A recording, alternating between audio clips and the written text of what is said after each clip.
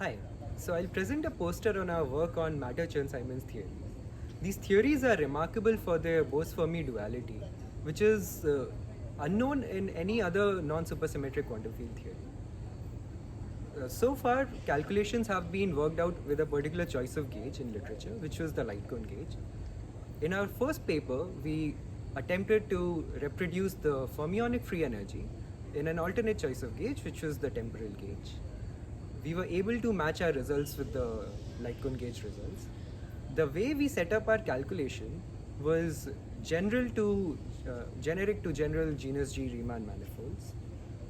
This was important for us because we looked to establish this duality in generic curved space-time, which is not possible with the previous choice of gauge. So the way we set our gauge is we first take del 3 A3 equal to 0, where A is our gauge field and 3 is the temporal direction. Since we are working on a thermal circle, we can't consistently set A3 equal to 0. So we can the best we can do is set del 3 A3 equal to 0. This reduces the three-dimensional UN gauge invariance down to a two-dimensional UN gauge invariance, which is then fixed completely general to generic genus G Riemann manifolds. The immediate outcome of that is that the effective action obtained after integrating out the gauge fields is completely local on the spatial submanifold. To obtain concrete results out of this setup, we work on the surface of a sphere, so genus G equal to 0. Since we have fermions on a sphere, the covariant derivative will receive contributions from both the fluxes and the spin connections.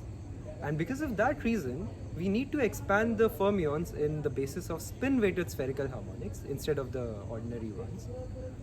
Once we do that, we subject the effective action to the Schwinger-Dyson procedure and obtain an equation which we call the gap equation, which is then solved to obtain the thermal free energy at the saddle point.